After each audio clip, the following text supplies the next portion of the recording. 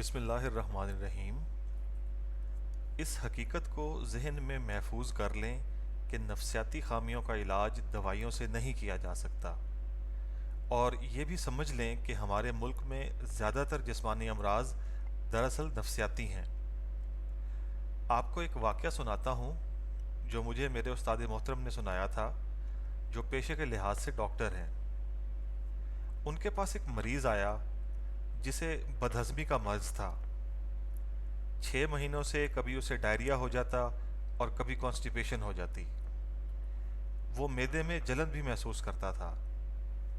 اس کا مزاج چڑچڑا رہنے لگا اور چہرہ مرجھا گیا۔ 6 مہینوں میں اس نے 3 ڈاکٹروں اور 2 حکیموں سے علاج کروایا، مگر افاقہ نہ ہوا۔ ڈاکٹر صاحب نے اس کے ذہن پہ قبضہ کرنے کے لیے نیند کی گولیاں دے دیں، لیکن اسے یہ بتایا کہ یہ پیٹ کی خرابی کی دوائی ہے۔ 1 ہفتے بعد مریض نے رپورٹ دی کہ وہ صحت یاب ہو گیا ہے۔ نیند کی گولیاں دینے کا مقصد یہ تھا کہ ڈاکٹر صاحب نے اس کے گھریلو حالات معلوم کیے تھے۔ اس نے بتایا کہ 6 مہینے گزرے اس کی والدہ فوت ہو گئی تھیں۔ وہ والدہ کو ویسے ہی چاہتا تھا جیسے دودھ پینے کی عمر میں چاہا کرتا تھا۔ ماں کے مرنے کا دکھ تو ہر کسی کو ہوتا ہے، لیکن اس مریض کی ماں دنیا سے اٹھ گئی تو اس کے ساتھ اس کا بچپن بھی اس سے چھن گیا۔ 26 سال کی عمر میں ماں نے اس کے بچپن کو قائم رکھا ہوا تھا، اور وہ شادی شدہ اور ایک بچے کا باپ ہونے کے باوجود بچہ بنا ہوا تھا۔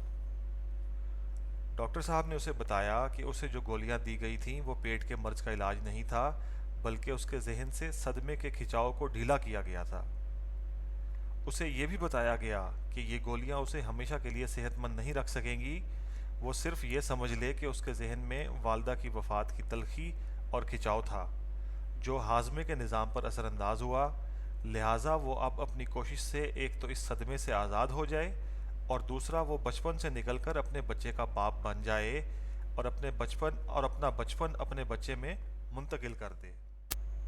یہ واقعہ سنانے کا مقصد یہ ہے کہ آپ سمجھ سکیں کہ ذہن کیسے مختلف طرح سے آپ کے جسم پر اثر انداز ہوتا ہے، اور یہ کہ آپ کی زیادہ تر بیماریاں جسمانی نہیں نفسیاتی ہیں، اور اس کا ذمہ دار آپ کا ذہن، خاص طور پر ذہن لاشعور ہے۔